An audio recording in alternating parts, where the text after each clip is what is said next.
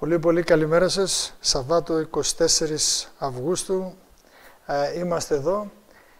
Μεταδίδεται η παρουσίαση αυτή σε επέκεινα χρόνο και το θέμα που, όπως λάβατε και την ενημέρωση στο 13ο κομμάτι της μελέτης μας στο βιβλίο της Αποκαλύψεως, είναι χάραγμα θανάτου ή σφράγισμα ζωής.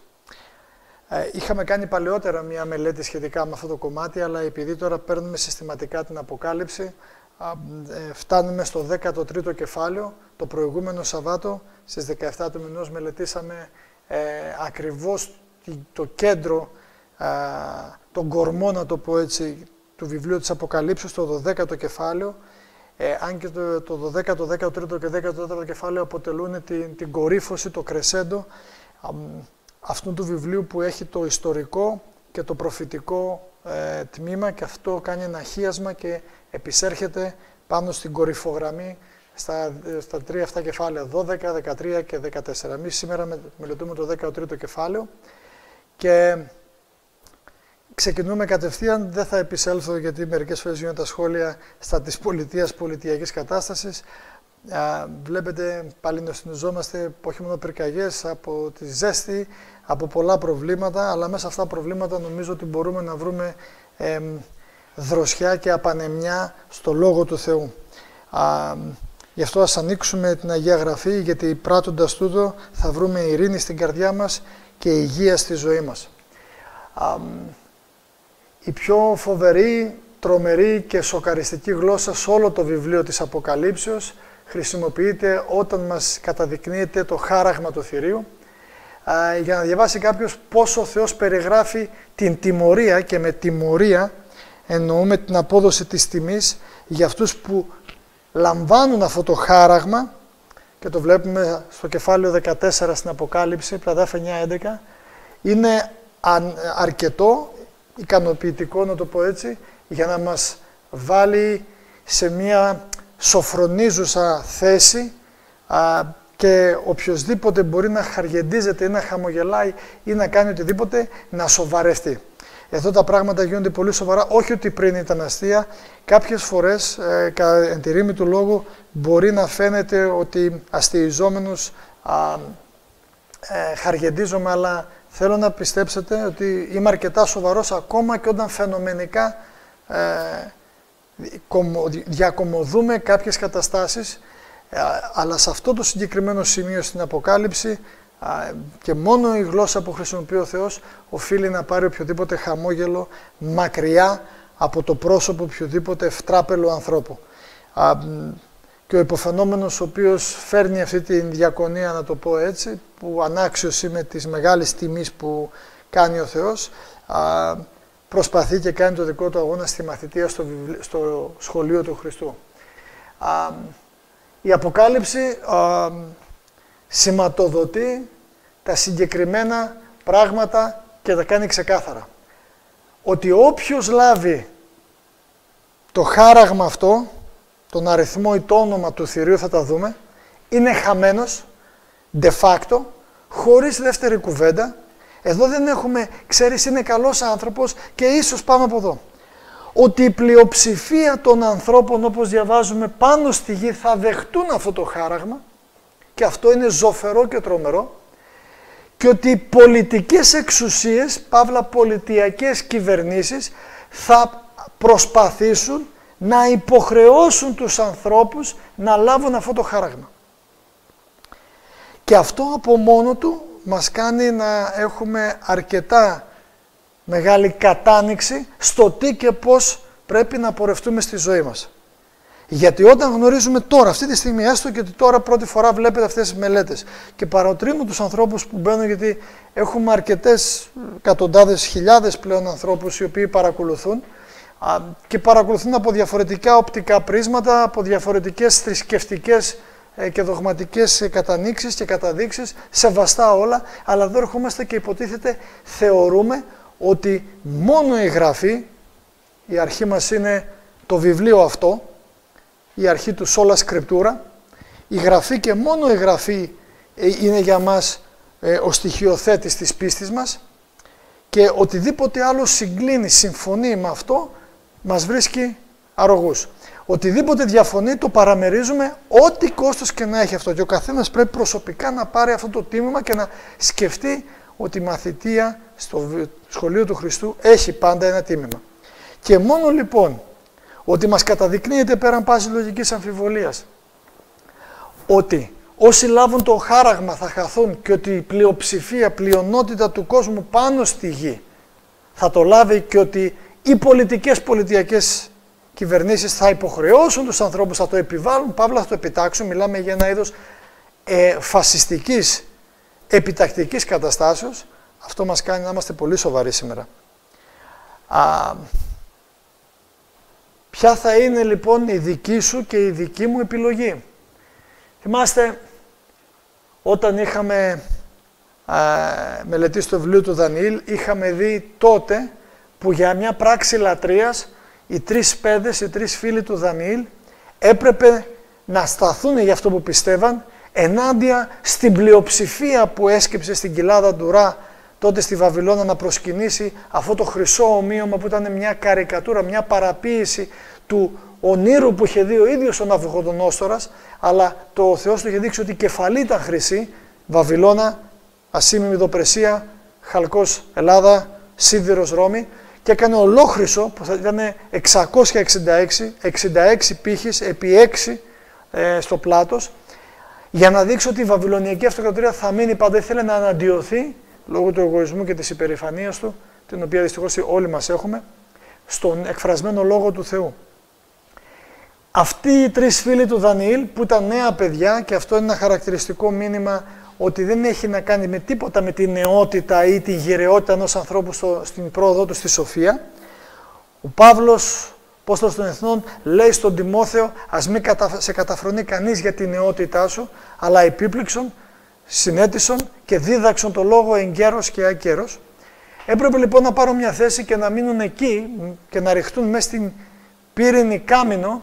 Γιατί απλά δεν προσκύνησαν αυτό που όλοι οι άλλοι κάναν. Και αυτό το οποίο λέμε να έχεις τον Χριστό στην καρδιά σου, ότι ναι, και οι άλλοι μπορεί να πιστεύαν. Και ο αρχιερέας του λαού Ισραήλ ήταν εκεί, και ο βασιλιάς του λαού Ισραήλ ήταν εκεί, και πολλοί πιστοί, και όλο το πιστό υπόλοιπο ήταν μαζεμένο στη Βαβυλώνα. Δεν είναι παράξενο ότι το πιστό υπόλοιπο πάρθηκε στη Βαβυλώνα. Αλλά το θέμα είναι ακόμα και όταν ο Θεός, όπως και με την Αίγυπτο, τους έβγαλε από τη Βαβυλώνα έξω, κρατήσαν τη Βαβυλώνα μέσα στην καρδιά τους. Αυτό συμβαίνει σήμερα και με το πιστό υπόλοιπο. Ο Θεός διδάσκει μέσα στην Αποκάλυψη ότι όλοι οι άνθρωποι πάνω στη γη με έναν πολύ ταχύτατο ρυθμό και ύφος χωρίζονται σε μόνο δύο κατηγορίες. Πάρα πολύ γρήγορα. Και τα γεγονότα, πολιτικά, οικονομικά, στρατιωτικά, φυσικά γεγονότα, γεωλογικά, αστρονομικά και οτιδήποτε άλλο επιταχύνουν αυτή την πόλωση σε μόνο δύο κατηγορίες. Η μία κατηγορία που ακολουθεί τον Θεό και μόνο τον Θεό, και η άλλη κατηγορία που εκπροσωπείται, παύλα αντιπροσωπεύεται από το θηρίο. Αυτοί που ακολουθούν τον Θεό θα λάβουν ένα σημείο ή σφράγισμα. Είχαμε δει στο προηγούμενο μάθημα. Αυτοί που ακολουθούν το θηρίο, το σατανά, που αντιπροσωπεύεται από αυτό το θηρίο που θα μελετήσουμε σε λίγο, θα λάβουν το χάραγμά του. Μόνο δύο κατηγορίες. Δεν έχει τίποτα τρίτο στη μέση, γι' αυτό χαριτολογώντας είχα πει ότι η Ελβετία δεν έχει εδώ πέρα ούτε ουδετερότητα. Κατά τραγικό τρόπο, εκτός και ένα άτομο γνωρίζει σίγουρα τι είναι το χάραγμα του θηρίου, ο αριθμός ή το όνομα αυτού, αναπόφευκτα θα καταλήξει στο να πάρει αυτό το χάραγμα. Αν δεν ξέρει τι είναι, έτσι ώστε να το αποφύγει. Ωραία. Εσείς που παρακολουθείτε σήμερα, είστε σίγουροι ότι γνωρίζετε και μπορείτε να ταυτοποιήσετε τι είναι το χάραγμα του θηρίου, γιατί υπάρχουν 1001 γνώμες. Αν γκουγκλάρετε στο διαδίκτυο, θα δείτε οτιδήποτε άλλο. Και κάποιος θα πει, και εσύ ρε Μουρούτη τώρα, και ποιος είσαι και τι έχεις να μας πεις. Σαν πολλά τα ξέρεις που τις σπουδές σου και το ένα σου και το άλλο σου, μήπως η πολλή γνώση σε τρελαίνει. Όχι, γιατί πάμε συστηματικά, μεθοδευμένα, όπως βλέπετε, τόσο στο βιβλίο του Δανιήλ αλλά και της Αποκαλύψεως, και πάμε βήμα-βήμα, γιατί η προφητεία είναι ιστορία. Είχαμε την πρώτη μας μελέτη όταν ξεκινήσαμε το Δανιήλ πριν αρχίσουμε το βιβλίο καν, τις αρχές της προφητικής εξηγήσεως και ούτω καθεξής. Οτιδήποτε λιγότερο μπορεί να κοστίσει όχι απλά τη ζωή μας εδώ, το αιώνιό μας πεπρωμένο. Οπότε είναι πάρα πολύ σημαντικά τα πράγματα τι πρέπει να κάνουμε. Και ίσως αυτό το κομμάτι να έρθει και σαν μαχαίρι να κόψει σε κάποιους από εσάς οτιδήποτε μέχρι τώρα το θεωρούσαμε αξιαγάπητο, αρεστό και οτιδήποτε καλύτερο, ίσως και από την παιδική ηλικία. Μπορεί να κάνει κάποιους να σταθούν άβολα και ανάμεσα άλλα πράγματα, αλλά από τη στιγμή που ο Θεός με αγάπη και τρυφερότητα μας στέλνει ένα τέτοιο μήνυμα σε αυτούς τους έσχατους καιρούς που ζούμε, μέσα από το βιβλίο της Αποκαλύψεως, γι' αυτό και ονομάζεται και Αποκάλυψη, θα πρέπει να έχουμε μια έγνοια, αν μπορώ να το πω έτσι, μια εγρήγορση, να ακούσουμε και να ακολουθήσουμε τη δική του προτροπή. Πολλές φορές ακούω τους ανθρώπους όταν συζητάμε στην Παλαιά Διαθήκη πώς ήταν τα πράγματα, ο Θεός μιλούσε κατευθείαν. Μακάρι να το βιώνουμε και αυτό εμείς. Μα διαβάζοντας το Λόγο του Θεού, μιλάει ο Θεός άσχη σε μένα. Και μάλιστα στο βιβλίο της Αποκαλύψεως μας δίνει τη συμβολή την πρωτοβουλία του. Αυτό είναι που ο Χριστός στο πρώτο κεφάλαιο στην Αποκάλυψη, στο δάφιο 3, μας ζητάει να κάνουμε. Μακάρι οι ακούγοντες και οι πράττοντας τα γεγραμμένα στο βιβλίο, γιατί ο καιρός γάρ εγγύς εστί. Το θηρίο της Αποκαλύψεως. Τι σηματοδοτεί και συμβολίζει ένα θηρίο στην προφητεία, όχι όταν μιλάει γενικά το Λόγος Θεού. Στο 7ο κεφάλαιο, στο βιβλίο του Δανιήλ, εδάφιο 23, μας δίνεται η απάντηση.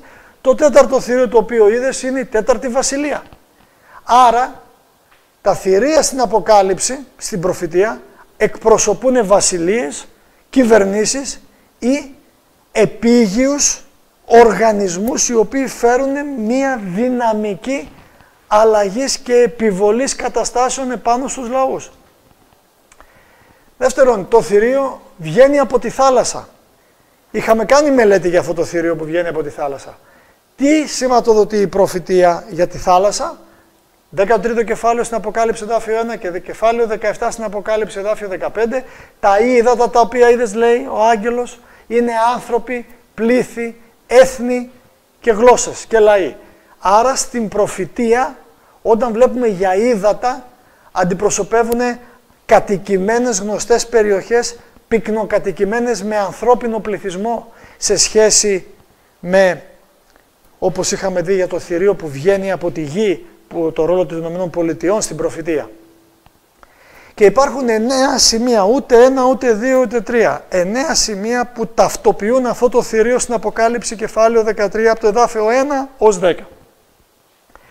Ας θα διαβάσουμε λοιπόν 13ο κεφάλαιο στην Αποκάλυψη.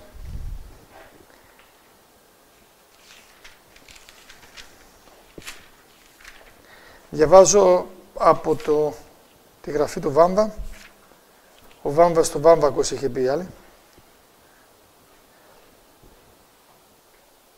13ο κεφάλαιο στην Αποκάλυψη από το εδάφιο 12 μας λέγεται «Και ενήργη όλη την εξουσία του πρώτου θηρίου ενώπιον αυτού και έκαμε τη γη και τους κατοικούντας εν αυτή να προσκυνήσουν στο θηρίο το πρώτο, το οποίο εθεραπεύθη η θανατηφόρος πληγή». Αυτό το θηρίο λαμβάνει δύναμη, εξουσία και θρόνο καθέδρα από το δράκοντα και ανέρχεται αμέσως μετά από την παγανιστική, την ιδωλατρική Ρώμη, όταν αυτή είναι έτοιμη να πέσει. Στο Δανιήλ, στο κεφάλαιο 7, εδάφιο 23, το 24, το βιβλίο του Δανιήλ και της Αποκαλύψεως τώρα δουλεύουν αλληλοδιοχικά. Είναι κλειδί με κλειδαριά. Και γίνεται, μας λέγεται στο κεφάλαιο 13 στην Αποκάλυψη και εδάφιο 3, όπως και φτάσει στο εδάφιο 3, μας λέγεται «Και είδον μία των κεφαλών αυτών ως πεπληγωμένη θανατηφόρος και η θανατηφόρος πληγή αυτού εθεραπεύτη και θαύμασον όλη η γη ο πίσω του θηρίου». Και στο εδάφιο 7 «Και δόθη σε αυτό να κάνει πόλεμο με τους Αγίους και να νικήσει αυτός και δόθη σε αυτό εξουσία επί πάσα φυλή και γλώσσα και έθνος». Άρα έχει δύναμη, εξουσία από τον δράκοντα, από τον σατανά δηλαδή, ανέρχεται μετά το πέσιμο της Ρωμαϊκής Αυτοκρατορίας και γίνεται μια παγκόσμια δύναμη. Στην Καινή Διαθήκη η λέξη δράκοντας βρίσκεται μόνο στην Αποκάλυψη στο κεφάλαιο 12, εδάφια 3 και 4, και στο εδάφιο 16 και 17 και χρησιμοποιείται μεταφορικά για το σατανά. και ρίφθη τη γη ο δράκοντας, ο αρχαίος, ο Όφης, ο καλούμενος δράκοντας και Σατανάς. Είναι ξεκάθαρα η έγγραφη, δεν μιλάει για τον δράκοντα. Το θηρίο αυτό λοιπόν λαμβάνει δύναμη και εξουσία από αυτόν τον δράκοντα, δηλαδή παίρνει τη δύναμη από τον Σατανά κατευθείαν. Ανέρχεται με το πέσιμο της ειδωλολατρικής παγανιστικής ρωμαϊκής αυτοκρατορίας, σύμφωνα το 7ο κεφάλαιο του Δανιήλ, εδάφιο 24, γίνεται μια παγκόσμια δύναμη, 13ο κεφάλαιο Αποκάλυψη, εδάφια 3 και 7, και είναι εδώ πέρα από στο βιβλίο του Δανιήλ, στο 4ο κεφάλαιο, τον καιρό των βασιλέων στα 10 δάχτυλα κάτω, γιατί το πόδια στο όραμα του Δανιήλ είναι η Ρώμη. Τα 10 δάχτυλα είναι η διάλυση της Ρώμης σε αυτό που έχουμε σήμερα, που έχουμε πάλι την Αγία Ρωμαϊκή Αυτοκρατορία. Τέταρτο σημείο, κυριαρχεί και εξουσιάζει για 42 προφητικούς μήνες ή αλλιώς 1260 χρόνια στο 5ο εδάφιο, στο 13ο κεφάλαιο, και δάθη αυτό στόμα λαλούν μεγάλα και βλασφημίας και δόθη αυτό εξουσία να κάνει πόλεμο 42 μήνες. Και ίνιξε το στόμα αυτού εις βλασφήμια ενώπιον του Θεού, να βλασφημίσει το όνομα αυτού και τη σκηνή αυτού και τους κατοικούντας εν το ουρανό. Για 1260 χρόνια λοιπόν και 42 μήνες είναι 1260 μέρες ή χρόνια, και είναι ένοχο αυτό το θηρίο, σύμφωνα με τα δάφια 5 και 6 στην Αποκάλυψη, για βλασφήμια. Και βλασφήμια, είχαμε δει τον όρο της βλασφήμιας σε μια μελέτη, είναι ότι αν κάποιος και θέλει να συγχωρέσει αμαρτίες, μόνο ο Θεός μπορεί να το κάνει ένα, και όταν κάποιος λέει, ενώ είναι άνθρωπος, ότι λέει ότι είναι Θεός. Η έννοια της βλασφήμιας αυτή είναι, αυτή η δυτή έννοια. Και στο 3ο εδάφιο, 13ο κεφάλαιο, στο οποίο μελετούμε, λαμβάνει μια θανατηφόρο πληγή η οποία θεραπεύεται.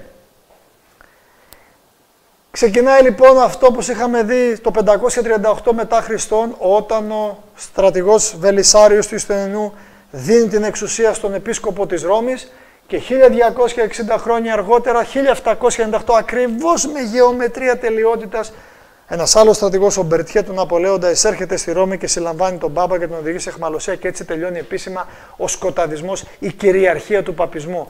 Ακριβώς 1260 χρόνια ή 42 προφητικές μήνες ή καιρός καιρού ή ήμιση καιρού ή 3,5 χρόνια.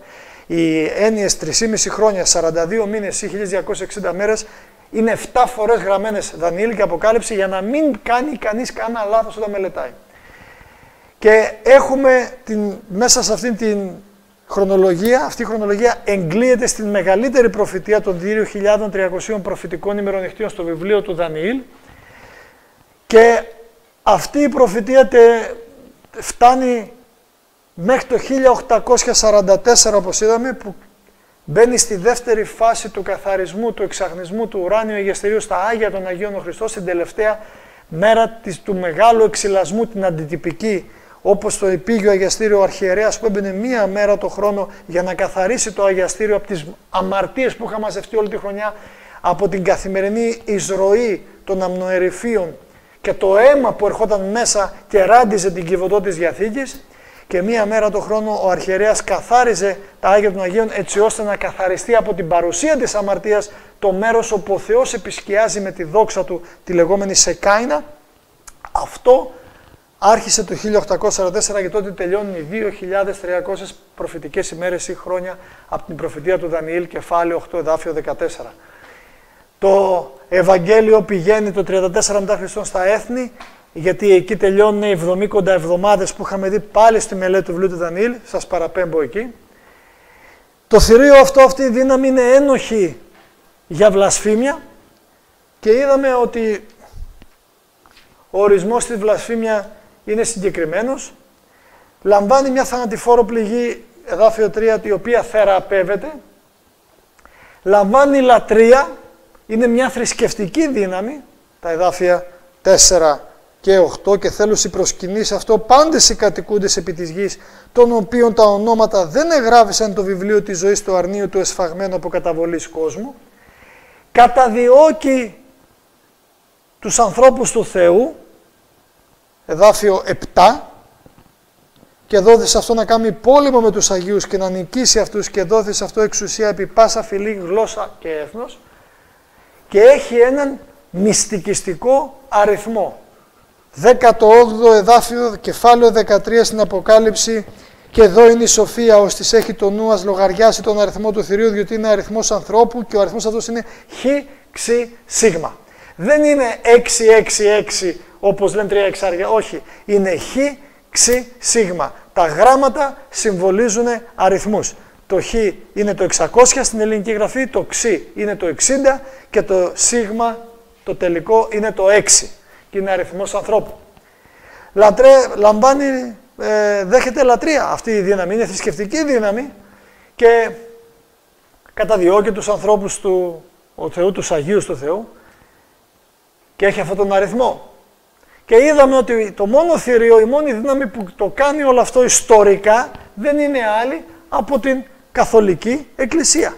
Και είχαμε δει ο τίτλος του Πάπα είναι Vicarius Filii Dei, ο εκπρόσωπος του Θεού επί της γης. Ωραία. Και μόνο μία εξουσία ολοκληρώνει και τα 9 χαρακτηριστικά. Όταν λοιπόν λένε ο Νέρονας είναι το 666, ο Μπαράκ Ομπάμα, ο Σάμπα Μπιν Λάντεν, ο Μουρούτης, ο Μητσοτάκης, δεν θα πέσει το διαδίκτυο. Ο Τσίπρας, το ένα, το άλλο, όχι. Γιατί πρέπει να πληρεί τις βιβλικές προϋποθέσεις που βλέπουμε εδώ πέρα. Και όχι τι κατεβάζει η κούτρα του καθενός. Θυμάμαι μία φορά ταξίδευα με το αεροπλάνο. Μαρία λέει, ναι, πες το αεροπλάνο, αγάπη μου. Αεροπλάνο, με αεροπλάνα και καράβια και βαπόρια. Και δίπλα μου ήταν ένας Ινδουιστής, δεν ξέρω τι ήταν. Τέλος πάντων, πάντως δεν ήταν, είχε τα τέτοια εδώ στη μύτη και όλα αυτά. Και πιάσαμε κουβέντα και μου λέει, ξέρεις, λέει, θα έρθει ο Αντίχριστος, λέει, που έχει τον αριθμό 666. Λέω, αλήθεια, ναι. Λέω, τι πιστεύεις, μου λέει αυτό και αυτό. Λέω, και πού ξέρεις γι' αυτό. Το διάβασα, λέει, σε ένα βιβλίο. Ποιο βιβλίο? Και μου είπε ένα βιβλίο Χάρε Κρίσνα. Και λέω, μα το μόνο βιβλίο που περιγράφει και που όλοι οι άλλοι αντλούν την πληροφορία είναι η Αγία Γραφή. Του λέω, έχεις διαβάσει την Αγία Γραφή που το γράφει? Μου λέει, όχι. Πού το γράφει, ξέρεις? Όχι. Οπότε, πώς μπορείς να είσαι σίγουρος? Λέει, εκείνος το είπε. Εκείνος μπορεί να είπε πολλά. Και εγώ στεκούμαι και λέω ότι είμαι. Ωραία. Και μετά βγαίνουν οι άλλοι και το διαψεύδουν ότι δεν είμαι. Αλλά τελικά είμαι το center back και θα δίνουν τα κορδόνια μου στη σέντρα που λέγει και ο Χάρης ο Μεγάλος. Πρέπει λοιπόν και τα 9 χαρακτηριστικά που περιγράφει ο Λόγος του Θεού να εκπληρώνονται και μόνο αυτό το κάνει και η ιστορία αποδεικνύει πέρα πάσης λογικής αμφιβολίας ότι είναι ο παπισμός που όχι μόνο έλαβε την δύναμη, την εξουσία και την καθέδρα του από την παγανιστική Ρώμη, αλλά είναι μια παγκόσμια δύναμη, ήταν τουλάχιστον για 1260 χρόνια, από το 538 μέχρι το 1798, κατά την οποία πάνω από 50 εκατομμύρια χριστιανοί, όχι άθεοι, όχι δωρολάτρες, χριστιανοί, που αρνήθηκαν να υποταχτούν και να σκύψουν, να λατρεύσουν αυτό το θηρίο, τη Ρώμη δηλαδή, θανατώθηκαν. Διώχτηκαν, οι περιουσίες τους πάρθηκαν και στάλθηκαν στο ικρίωμα, στην γκιλοτίνα, σε οτιδήποτε αποτρόπιους μορφές και τρόπους είχε αυτό το σύστημα να σκοτώνει τους εχθρούς του. Αλλά πάνω απ' όλα έχει και μια βλάσφημη ισχυρογνωμοσύνη ότι μπορεί να συγχωρεί αμαρτίες και ότι ο επίσκοπος της Ρώμης είναι ο Θεός επί της γης. Αυτό που βλέπετε σε εισαγωγικά είναι επίσημη δήλωση. Είναι ο Θεός επί της γης. Αυτό και μόνο και γι' αυτό τη ρίση και μόνο δεν θέλω να έχω καμία σχέση με αυτό το σύστημα. Όχι με τους ανθρώπους, δεν εννοώ αυτό, αλλά με το σύστημα και όποιος εμπλέκεται με το σύστημα. Άρα λοιπόν, τι δουλειά είχε εδώ ο Ορθόδοξος Μητροπολίτης όταν ενθρονίστηκε να έρθει καρδινάλιος από το Βατικάνο εδώ? Γιατί τον δέχτηκε ο Ορθόδοξος Μητροπολίτης και οι Ορθόδοξοι Χριστιανοί συλλειτουργούν με Καθολικούς? Μα είναι η αγάπη, είναι μια εκκλησία, ένας ποιμένας, να ενωθούμε. Στην ένωση υπάρχει δύναμη, ισχύει σε τι ενώση. Όχι φίλε μου, δεν ήρθα να φέρω ενότητα από Χριστός. Ήρθα να διαιρέσω, να χωρίσω. Και η Αποκάλυψη χρησιμοποιεί ένα ένα αρκετά αρχαίο σύστημα, μέθοδος αριθμητικής αξιολόγησης στα επίσημα ονόματα ή στους τίτλους για να ταυτοποιήσει αυτή τη δύναμη. Και ο κύριος τίτλος του Επισκόπου της Ρώμης είναι ο εκπρόσωπος του Υιού του Θεού. Στα λατινικά Vicarius Filii Dei. Και αυτό όταν κάποιος προσθέτει στα γράμματα, πέραν όλων των στοιχείων που είδαμε στην ιστορία των 9 στοιχείων, βγάζει τον αριθμό 666. Όχι 666, έχει μεγάλη σημασία γιατί είναι χ, ξ, σίγμα. 666 και εδώ το βλέπετε Το Β εδώ είναι το 5, το Ι είναι το 1, το Σ το 100, το Α είναι το 0 όπως και το R, το Σ το ίδιο, το L είναι 50, το D είναι το 500 και όταν τα συμψηφίζουμε κάνει 666. Πάλι το λέω. Γιατί πολλοί λένε 3 εξάρια και όλα αυτά. Όχι, δεν είναι 3 εξάρια. Είναι 666. Ποιος δίνει το μήνυμα της προειδοποίησης στην Αποκάλυψη? Μας λέγεται στο κεφάλαιο 3, στο μήνυμα της Λαοδικαίας, εδάφιο 19, και είναι από το στόμα του Χριστού. Εγώ όσους αγαπώ, τους ελέγχω και παιδεύω. Γίνε λοιπόν ζηλωτής και μετανόησον. Τι λέει η δεύτερη εντολή? Εγώ είμαι Θεός ζηλότυπος. Δεν λέει ζηλιάρης, εννοεί έχω τον τύπο του ζήλου. Είμαι ζηλωτής, είμαι παθιασμένος. Γίνε λοιπόν ζηλωτής. Παθιάσου με τη δική μου την αγάπη και βίωσε τη δική μου την αγάπη για να μπορείς να μετανοήσεις. Γιατί για να μετανοήσεις πρέπει να παθιαστείς με την αγάπη, με τη σχέση που έχεις μαζί μου. Αλλιώς είναι νεκρή. Είχαμε κάνει πριν, όχι το προηγούμενο Σαββάτο, προηγούμενο, για τον δεκάλογο, το άντρα στη γυναίκα αυτού, το συσχετισμό της Εκκλησίας με τον Θεό και το κυριαρχία ενός άντρα με μια γυναίκα.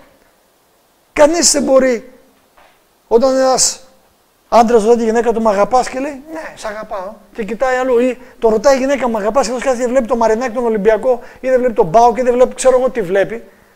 Δεν μπορεί να είναι πιστευτεί ότι αυτό είναι αγάπη, το λέμε έτσι flat. Γίνε ζηλωτής λοιπόν. Αυτό είναι ένα μήνυμα αγάπης, πρέπει να το ξεκαθαρίσουμε. Δεν είναι ένα μήνυμα τραμπουκισμού και εκφοβισμού από τον Θεό. Είναι ένα μήνυμα αγάπης από τον Θεό, από τον ίδιο τον Χριστό. Και επειδή υπάρχουν, το ξαναλέμε για να μην πούμε για hate speech και όλα αυτά, για ομιλητική μίσους, υπάρχουν πάρα πολλοί όμορφοι, γλυκοί και αξιαγάπητοι χριστιανοί στη Ρωμαιοκαθολική Εκκλησία, στην Ορθόδοξη Εκκλησία, στην Εκκλησία των Ευαγγελικών, στην Εκκλησία των Μεθοδιστών, των Βαπτιστών, των Λουθυρανών, στους Ινδουιστές, στους Βουδιστές, στους εδέτροτσκιστές, αλλά μέμπορους, σε όλα τα δόγματα και σε όλες τις σχέσεις υπάρχουν αξιαγάπητοι άνθρωποι και ιδιαίτερα στην Ρωμαιοκαθολική Εκκλησία που έχει κοντά στο 1 δισεκατομμύριο πιστούς. Και οι οποίοι είχαμε κάνει ολόκληρη παρουσίαση εδώ, μελέτη για τη μητέρα Τερέζα. Υπάρχει στο κανάλι. Και οι οποίοι υπηρετούν τον Χριστό με χαρά, με ταπεινή καρδιά και που ο Χριστός, προσέξτε, τους μετράει σαν παιδιά του. Είμαι βέβαιος ότι η μητέρα Τερέζα θα είναι στην επουράνια βασιλεία. Φυσικά και θα είναι. Βεβαίως, γιατί όχι. Ωραία. Αυτό όμως δεν ακυρώνει ότι τώρα επειδή εσείς γνωρίζετε θα μείνετε στα προηγούμενα. Γιατί μέχρι το σημείο της αγνίας, μας λέγεται στο 17ο κεφάλαιο της Πράξης των Αποστόλων, τον Παύλος μιλάει και στον Άριο Πάγο στην Αθήνα, τον καιρό της αγνίας ο Θεός παραβλέψας. Τι σηματοδοτεί αυτό? Όταν τον παραβλέπει τι κάνει μια διαγραφή, καλεί κάθε άνθρωπο τώρα σε μετάνοια. Το καταλαβαίνει ο Θεός ότι δεν γνωρίζαμε. Τι κάνεις από εκεί και πέρα? Αυτό δεν είναι επίθεση που κάνουμε εδώ πέρα και ομιλητική μίσους, όπως βγαίνει ο άλλος και βρίζει όλους τους άλλους πολιτικούς, δεξιούς, αριστερούς, κεντρώους και όπως τους βρίζει πουλάει και τις αληθές στα 5 τελευταία λεπτά που του μένουν σε όλα τα κανάλια. Όχι! Δεν είναι επίθεση σε κανέναν από τους χριστιανούς φίλους μας και είναι φίλοι. Το λέω και πάλι και κάποιες φορές και ιδιαίτερα για μια συνομοταξία χριστιανών και τους ογκμεντιστές που αναφέρομαι, το κάνω όχι γιατί έχω ούτε παραπικρασμό έχω και μάλιστα να σας ξεκαθαρίσω. Και αυτό έγινε και χθες το βράδυ. Εχθές το βράδυ λοιπόν, προσευχόμενος για σήμερα, για αυτή τη μελέτη εδώ πέρα, μου δείξε ο Θεός ότι εάν υπάρχει οπουδήποτε παραπικρασμός για το άδικο που έχει γίνει, γιατί ο υποφαινόμενος έχει αδικηθεί κατάφορα, ασύστολα, από ανθρώπους οι οποίοι προφασίζονται ότι είναι χριστιανοί, γιατί σιώπησαν, στρέψαν αλλού το πρόσωπό τους και μιλάνε πίσω από τις πλάτες και όχι μπροστά, δεν πήραν τη θέση που έπρεπε να σταθούν για την αλήθεια, αλλά έρχομαι και ζητάω εγώ συγγνώμη από αυτούς όλους, από εσάς λοιπόν μπορείτε να παρακολουθείτε, εάν με λόγο ή με έργο έχω πει ή δεν έχω πει κάτι που θα έπρεπε να πω να μην είχα πει, ή έκανα κάτι που δεν θα έπρεπε να είχα κάνει, ή δεν έκανα κάτι που ίσως θα έπρεπε να είχα κάνει. Και αυτό το είχα κάνει ακόμη μια φορά στο Πίστη στη Φιλία. Ωραία. Περαιτέρω δεν μπορώ να κάνω. Δεν υπάρχει μες στη δική μου καρδιά, μάρτης μου ο Θεός, ούτε πικρία, ούτε μίσος, ούτε ιστεροφημία για οτιδήποτε έχει γίνει. έχουν κάνει διαγραφή με τη μία. Και τις φορές που αναφέρομαι με το δικαίωμα που μου δίνει ο Θεός, ακριβώς όπως είπα, ότι δεν κάνουμε επίθεση σε κανέναν. Αλλά το να διαμαρτύρεσαι από τη στιγμή που διαμαρτύρεσαι, γιατί μου λέει άλλος, ξέρεις, είχα πάει πριν από κάποιο καιρό στην Ελασσόνα, μου λέει ο πεθερός μου, Δόκτωρ, μη μιλήσεις, λέει, για τα γαλακτοκομικά, εδώ πέρα είναι ο Όλυμπος, λέει, γαλακτοβιομηχανία. Ωραία. Πάω εκεί, μη μιλήσεις για το κρέας. Πάω εκεί, μη μιλήσεις για τα εμβόλια. Μη μιλήσεις για τους υδατάνθρακες. Μη μιλήσεις για την άσκηση στην πόλη, θα παρεξηγηθούν αυτοί που είναι τώρα οι παλαιστές. Μη μιλήσεις για το τέτοιο, μη μιλήσεις. Ωραία. Εντάξει. Να. Γεια σου, Θοδωρή. Δεν μιλάω για τίποτα. Να μιλήσω για το Μητσοτάκη, είναι κλιματιστικό τρίτης γενιάς. Ούτε αυτά να μιλήσω. Όπως λέει και η Μαρία μου, για το μόνο που δεν θα πούν τίποτα είναι για αυτό που δεν βγαίνει να πει τίποτα. Και ο κόσμος, στο τέλος των ημερών, τον ερχομό του Κυρίου, δεν θα θυμάται το κακό που κάνανε οι κακοί, αλλά θα θυμάται το καλό που δεν κάνανε οι καλοί άνθρωποι. Ο λόγος που το κακό θριαμβεύει, καλοί μου άνθρωποι, φίλτατοι μου, δεν είναι γιατί οι κακοί κάνουν το κακό, είναι γιατί οι καλοί δεν κάνουν το καλό. Δεν στέκονται να μιλήσουν, έχει όπως να μιλήσουν και να σταθούν στο λόγο του. Ξέρετε κάτι, θα κάνουμε κάποια στιγμή άλλη μελέτη γι' αυτό. Ο Θεός είναι άνεργος. Είναι σε ανεργία, είναι στο ταμείο ανεργίας. Γιατί? Γιατί εμείς όλοι, βάζω και τον εαυτό μου μέσα, πρώτο και καλύτερο, λέμε μεν, αλλά πολλές φορές τα λεγόμενα με τα πρατώμενά μας απέχουν παρασάγκας. Ο Χριστός αυτό που λέει το κάνει κιόλας, αυτή είναι η διαφορά του. Και επειδή δεν τον αφήνουμε αυτό που μας λέει να το κάνει μέσα μας, εργάζεστε με τα φόβου και τρόμου τη σωτηρία εμών, γιατί είναι ο Θεός που εργάζεται και στο θέλειν και στο πράτην κατά την ευδοκία του. Δεν αφήνουμε τον Θεό να εργαστεί στο θέλειν και το πράτην, οπότε ο Θεός είναι άνεργος. Είναι άνεργος, εντός εισαγωγικών. Δεν κάνουμε καμία επίθεση σε κανέναν από τους χριστιανούς φίλους μας, αλλά σε ισολογισμό της ιστορικής, θρησκευτικής, συστηματικής αυτή ρωμαιοκαθολικής καταστάσεως που έχει δείξει την δύναμή της και τα έργα της όλα αυτά τα χρόνια, τα 2.000 τελευταία χρόνια, και ο Θεός, δόξα τω Θεώ, ο Χριστός μας αγαπάει τόσο για να μας δώσει αυτή την ικτήρμονα προειδοποίηση, όπως μας λέγεται, για να αποφύγουμε αυτό το χάραγμα των αριθμών ή το όνομα του Θηρίου. Δόξα τω Θεώ σε αυτό. Γιατί αυτή τη στιγμή δεν υπάρχει Ρωμαιοκαθολικός και Ορθόδοξος, διαμαρτυρόμενος ή Προτεστάντης, υπάρχουν μόνο παιδιά του Θεού που λένε ναι στο θέλημά του ή όχι. Τι είναι λοιπόν το χάραγμα του Θηρίου? Θα αφήσουμε το ίδιο το παπικό σύστημα να μας πει τι είναι το χάραγμα, προσέξτε τη λέξη που σημαίνει, το χάραγμα, the mark of the authority, το λένε ίδιο. Δεν λένε sign, δεν λένε σημάδι, mark, οι ίδιοι στη γλώσσα τους. Και εδώ έρχεται από το Catholic Record of London, Οντάριο, Καναδά, 1923, 1 Σεπτεμβρίου. Sunday is our mark of authority. Η Κυριακή είναι το χάραγμα της εξουσίας μας. The church is above the Bible. Η Εκκλησία είναι υπεράνω της Αγίας Γραφής. Το ίδιο όμως λέει και η Ορθόδοξη Εκκλησία. Γιατί το λέει Ορθόδοξη Εκκλησία? Γιατί είναι καθολική. Γιατί δεν είναι Ορθόδοξη, είναι Αγία Αποστολική Ρωμαιοκαθολική Ανατολική Ορθόδοξη Εκκλησία. Είναι το ανατολικό κομμάτι, γι' αυτό είναι το ανατολική. Έτσι. Είναι το ανατολικό κομμάτι της Ρώμης. Δεν ξεκόλλησε ποτέ από τη Ρώμη. Η Εκκλησία είναι πάνω από τη βίβλο, and this transference of Sabbath observance is proof of the fact. Και η μεταφορά της στήρησης και υπακοής από το Σάββατο στην Κυριακή είναι η απόδειξη του γεγονότος αυτού. Οι ίδιοι το λένε. Υπάρχουν άλλες αποδείξεις για αυτές τις αλλαγές? Ρωτάμε. Φυσικά. Convert's Catechism of Catholic Doctrine από τον Peter Gunn. Εδώ είναι η δογματική. Ο κατηχισμός της Καθολικής Εκκλησίας τώρα.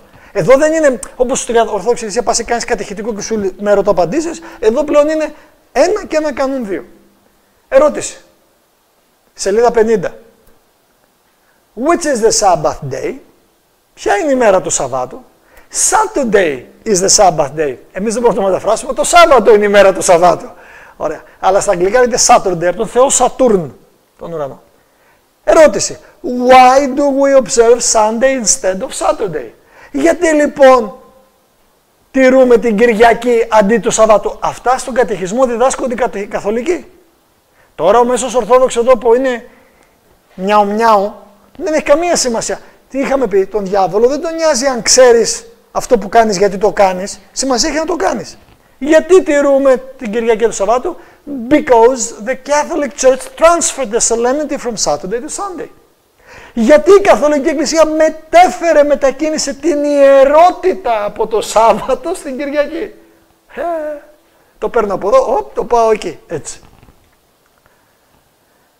Προσέξτε, ο παπισμός ισχυρίζεται ότι άλλαξε την ημέρα της λατρείας από το Σάββατο στην Κυριακή και ότι η τήρηση της Κυριακής με τα στοιχεία του κόσμου είναι το σημάδι της εξουσίας και της δυνάμεώς της. Είναι το χάραγμα της δύναμής της. Η ίδια η Καθολική Εκκλησία το λέει. Ωραία.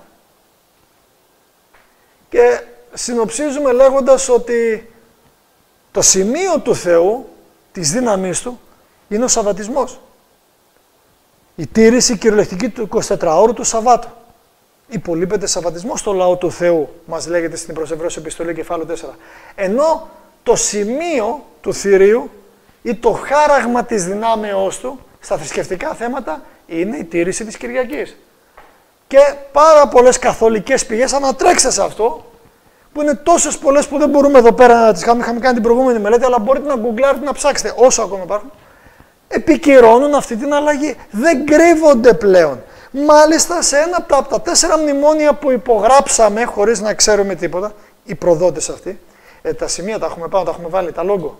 Όχι. Απλά και το σημείο της γενοκτονίας των ποντίων και το δεν ξεχνώ της Κύπρου το είχαμε την προηγούμενη εβδομάδα. Ωραία, δεν πήγαν εδώ, θα το βάλουμε στην επόμενη. Ο τεχνικός φταίει. Την επόμενη φορά, θα αλλάξουμε και την πλακέτα. Μπορείτε να δείτε την αλλαγή αυτή. Αληθινά, ο παπισμός άλλαξε την 4η εντολή μέσα από το Δεκάλογο. Δανιήλ, κεφάλαιο 7, εδάφιο 25. Όχι! Δεν το άλλαξε. Δεν το άλλαξε. Η Αγία Γραφή λέει όχι.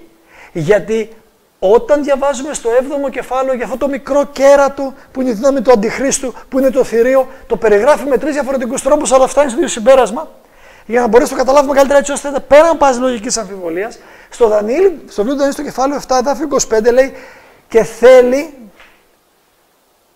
να νομίσει, θα προσπαθήσει να αλλάξει νόμους και καιρούς. Θα προσπαθήσει να αλλάξει και θα προσπαθήσει να το επιβάλλει. Δεν μπορεί να τα αλλάξει.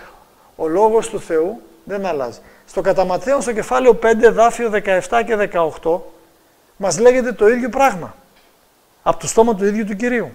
Οπότε, αυτή η δύναμη προσπαθεί να τα αλλάξει και εν μέρει και γέννη φαίνεται ότι το έχει καταφέρει στο μεγαλύτερο μέρος του χριστιανισμού. Φαίνεται. Δεν είναι έτσι.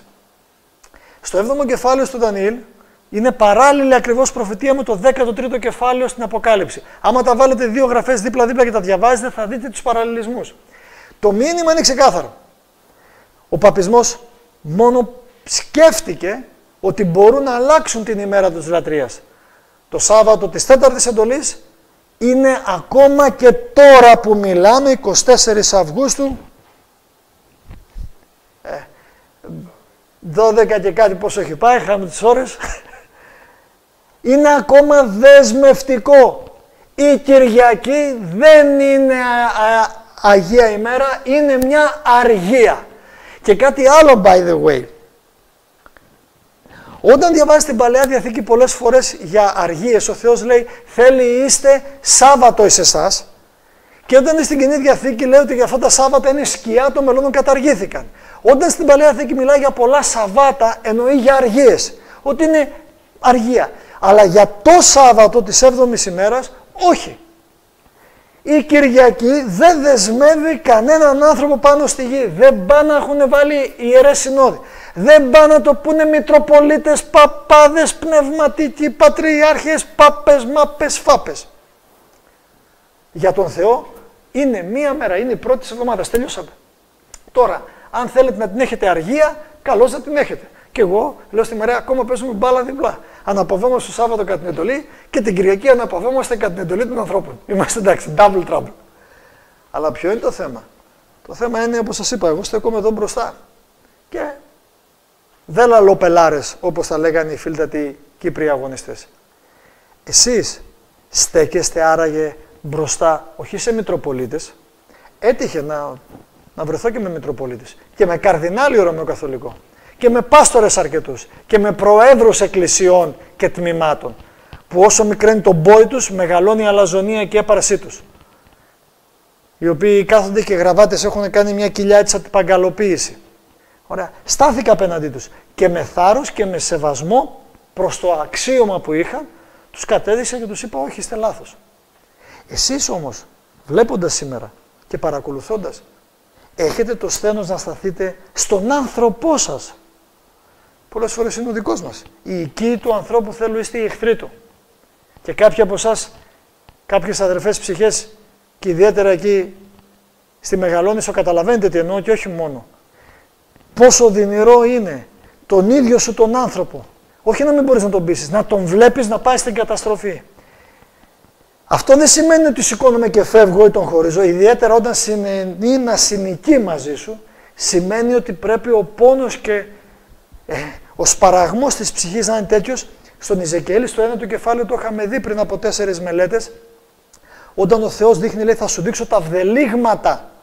Και λέει, πρώτα πέρασε και σφράγισε αυτούς που είναι μέσα στον οίκο μου, οι οποίοι θρηνούν για τα βδελίγματα που γίνονται στον ναό μου. Με άλλα λόγια, υπάρχουν εκείνοι που βλέπουν το τι συμβαίνει, πόσο σκληροτράχυλοι και σκληρόκαρδοι είναι οι άνθρωποι και θρηνούν για αυτά που γίνονται. Γοερά. Δεν καταργούνται ούτε καταδικάζουν. Θρηνούν. Αλλά δεν πάνε να πει ότι συνενούν επειδή θρηνώ. Το ότι θρηνώ, ότι αυτός ο κόσμος χάνεται, δεν πάνε να πει ότι πρέπει να ζήσω σύμφωνα με αυτόν τον κόσμο. Ωραία. Και να ταυτιστώ με τον κόσμο. Απ' την άλλη πλευρά δεν πάνε να πει ότι γίνομαι μισάνθρωπος και παίρνω τα βουνά. Τέλος πάντων, αυτό είναι ένα όμορφο θέμα για τα βουνά. Μπαρέτ 107α2. Ξέρετε εσείς. Τι? Μακμίλαν, ναι, είναι 2400. Ναι, καλύτερο, τέλος πάντων.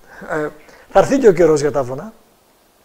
Δεν παίρνω τα βουνά με την έννοια να γίνω μισάνθρωπος, απομακρύνομαι και απομονώνομαι και αποξενώνομαι. Όχι. Να είστε στον κόσμο, αλλά σαν τον κόσμο να μην είστε. Έτυχε να κατηγορηθώ και να μεμφθώ, γιατί πήγα να κάνω, με καλέσαν για κήρυγμα και δεν φορούσα γραβάτα και κουστούμι. Μάλιστα εδώ από την Κατερίνη, φίλοι, οι φίλοι σου λέω, δεν είναι αδέρφια, γιατί από τον άλλον αδερφό είναι Χριστό, θέλει να δοκιμαστεί. Αδερφός μου και αδερφή μου είναι ο ποιόν το θέλημα του πατρός μου. Ο ποιόν, ο πράτων, όχι ο ακούων το λόγο του Κυρίου, ο πράτων το λόγο του Κυρίου. Αν λοιπόν, φίλτατοί μου, όπου και να είστε και να παρακολουθείτε, ενώ ξέρετε και το ξέρετε ότι το Σάββατο είναι δεσμευτικό και μου έχετε τα μαγαζιά σας ανοιχτά και πουλάτε πράγματα εκεί 5 την ημέρα, διαβάστε Νεεμία, διαβάστε στον Έσδρα, να δείτε πόσο και τι συμβαίνει και τι κάνει ο Θεός γι' αυτό. Όχι, δεν μπορούμε να είμαστε αδερφιά. Είμαστε φίλοι εν Χριστώ. Σε εσάς λοιπόν, φίλοι μου και φίλες μου, εάν σας έχει καταδειχτεί κάτι τέτοιο, πρέπει να σταθείτε για να πάρετε μία απόφαση. Και ποιο είναι το ενδιαφέρον και η έγνοια του Θεού για αυτή την ημέρα? Ας ανοίξουμε, μια που μας θα πάμε να μπρος πίσω, και ας πάμε στο βιβλίο του Ιζεκιέλ, στην Παλαιά Διαθήκη. Ανοίξτε μαζί μου αν θέλετε και μην πιστεύετε κανέναν ότι σας λέει. Ιζεκιέλ.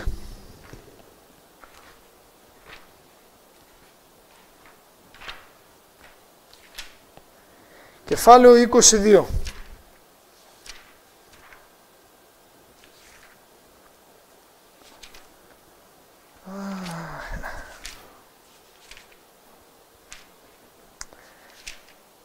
Δέστε λοιπόν. Κεφάλαιο 22 και στο εδάφιο 26 δέστε τι λέει ο Κύριος. Οι ιερείς, εκείνη την εποχή ήταν οι Λεβίτες, σήμερα ποιοι είναι? Οι Ορθόδοξοι Καθολικοί ιερείς, οι πάστορες, οι πρεσβύτεροι, οι διάκονοι και όλοι οι άλλοι. Οι ιερείς αυτής υθέτησαν τον νόμο μου και βεβήλωσαν τα Άγια μου. Μεταξύ Αγίου και Βεβήλου δεν έκαμον διαφορά και μεταξύ ακαθάρτου και καθαρού δεν έκαμον διάκριση. Και έκρυπτον τους οφθαλμούς αυτών από το Σαββάτον μου και βεβηλώνομουν μέσω αυτών. Ξεκάθαρος ο Θεός. Ξεκάθαρος. Αν πάμε λίγο πιο πίσω, στο 20ο κεφάλαιο, Αν το διαβάσετε, δεν έχω τον χρόνο, απλά εντάχει, ξανά και ξανά ο Θεός λέει. Και έγινε εδάφιο 2, κεφάλαιο 20 στο βιβλίο του Εζεκιέλ. Και έγινε λόγος Κυρίου προς εμέ. Εδώ μιλάει ο Θεός κατευθείαν. Η ανθρώπου λάλησε προς τους πρεσβυτέρους του Ισραήλ. Δεν λέει πήγαινε στους κοσμικούς, δεν λέει πήγαινε στους ειδωλάτες, στους Έλληνες, στους Πέρσες, στους Αιγύπτιους, στους πρεσβυτέρους. Γιατί, λένε γιατί ο Χριστός γεννήθηκε στην Ιερουσαλήμ και έζησε στο Ισραήλ. Μα είναι πολύ φυσιολογικό για να ζήσει εκεί, γιατί ξέραν τον νόμο και μπορούσε να μπει με κόλλα από τα αποδυτήρια. Θεωρητικά με έναν που διαβάζει τη γραφή είναι πιο εύκολο να έρθεις παρά με έναν που είναι άγνωστο. Τώρα έχουμε φτάσει στο αντίθετο. Είναι τόσο μπετοναρισμένο το μυαλό που δεν κουνείται δεξιά και αριστερά. Λάλησον λοιπόν και υπέπρος αυτούς. Ούτω λέγει Κύριος ο Θεός. Και όταν αυτό γράφεται μέσα στο βιβλίο, ούτω λέγει ο Κύριος ο Θεός, κανονικά είναι προσοχή. Βλέπετε, αυτό όμως που κοιτάμε σε εκκλησίες και εννοούσα προηγουμένως, και εδώ στην Κατερίνη από φίλους εν Χριστώ, είδανε, αυτό που ήταν πριν από 3 χρόνια που ήταν εδώ ο Παύλ και είχαν κάνει μια μελέτη στα αγγλικά ρώσικα και ήμουν ένα τέτοιο. Ο Παύλ με τη βερμούδα και το πουκάμισο και έτυχε ένα Σαββάτο να πάω σε μια συνάθρηση φίλων χριστιανών, δεν είναι αδερφών, και το κάνανε σχόλιο ότι μπήκαμε στην εκκλησία με τη βερμούδα. Γι' αυτό το λόγο είμαι εδώ με τη βερμούδα και είμαι έτσι όπως είμαι, για να μην δίνω δικαίωμα σε κανέναν. Το αν αυτά τα ρούχα είναι κόσμια, ωραία, και είναι ιερά και ταιριάζουν για την ημέρα του Κυρίου, θα χαρακτηριστεί πρώτα την καρδιά μου και το μυαλό μου πόσο καθαρό είναι και όχι πόσο βρώμικο είναι. Και δυστυχώς αυτοί που κοιτάνε τα ρούχα είναι βρώμικοι στο μυαλό. Τόσο βρώμικοι, αλλά η καλύτερη άμυνα είναι επίθεση και κάνεις αντιπροβολή. Γι' αυτό είμαι έτσι. Αν και ήθελα στην προηγούμενη μελέτη για τον πόλεμο, στον αθέατο κόσμο, ήθελα να έρθω με τις φόρμες παραλλαγής και τα διακριτικά μου, γιατί τουλάχιστον εμείς υπηρετήσαμε και κάπου υπηρετήσαμε. Εσείς που ήσασταν. Ωραία. Μου λέει η Μαρία, κόψε τις χαζομάρες. Οπότε τα φοράω μόνο στο βουνό και χωρίς φωτογραφίες, να μην έχουμε μηνύσεις για αντιπίεση στρατιωτικής στολής και άλλα τέτοια. Δέστε τώρα στους πρεσβυτέρους, ούτω λέγει ο Κύριος Θεός, ήλθετε για να με επερωτήσετε. Έρχεστε να με ρωτήσετε τώρα, λέει. Ζω εγώ, λέει ο Κύριος ο Θεός, δεν θέλω επερωτηθεί από εσάς. Ο Χρήστος σκληρά. Θέλεις κρίνεις αυτού ή ανθρώπου, θέλεις κρίνει, δείξον εις αυτούς τα βδελίγματα των πατέρων αυτών. Και υπέπρος αυτούς, ούτω λέγει ο Κύριος ο Θεός, την ημέρα καθήν ήκλεξα το Ισραήλ και ύψωσα τη χείρα μου. Και αρχίζει και εξηγεί πώς σας έβγαλα από την Αίγυπτο, εδάφιο 5. Εκείνη τη μέρα ύψωσα τη χείρα μου, θα σε εξαγάγω, εδάφιο 6. Εδάφιο 7, να μην μιένεστε με τα είδωλα. Εδάφιο 8, αυτοί όμως απεστάτησαν από εμού και δεν θέλησαν να με ακούσουν. Απέρριψαν έκαστος τα βδελήματα των φθαλμών αυτών, δεν απέρριψαν. Εδάφιο 9, πλην ένεκεν το ονόματός μου, του τέστην του χαρακτήρος μου, δεν το έκανα. Εδάφιο 10, και εξήγαγα αυτόν από τη γη της Αιγύπτου. Εδάφιο 12, εδάφιο 11, συγγνώμη. Και έδωκα εις αυτούς τα διατάγματά μου και έκαναν σε αυτούς γνωστές τας κρίσεις μου, τας οποίας, δέστε τώρα, κάμνον ο άνθρωπος θέλει ζήσει δι' αυτόν. Τώρα προσέξτε, δεν σώζεσαι επειδή τηρείς τις εντολές του Θεού και σαββατίζεις, όπως νομίζουν οι ογμεντιστές, τα ογμεντίν που παίρνουν στο κεφάλι τους, με την υπερηφάνεια της αρετής και της αλαζονίας που κουβαλάνε. Όχι, γιατί λέει ο Θεός, γνωστοποίησα τα εντολάς μου, τας οποίας κάμνον ο άνθρωπος θέλει ζήσει δι' αυτόν. Οι εντολές είναι τα οριοθέσια για να μπορέσεις να κινηθείς μέσα εκεί και να ζήσεις. Αυτό είναι όλο. Και τώρα δάφιο 12, προσέξτε. Και τα Σάββατά μου έδωκα εις αυτούς για να είναι μεταξύ εμού και αυτών σημείων, ώστε να γνωρίζουν ότι εγώ είμαι ο Κύριος, ο αγιάζων αυτούς. Είναι σημείο, βλέπετε δεν μιλάει για χάραγμα, είναι σημείο. Και δεν είναι η πρώτη φορά, συνεχίζει στο ίδιο κεφάλαιο. Αλλά ο Ισραήλ απεστάτησε, δάφιο 13.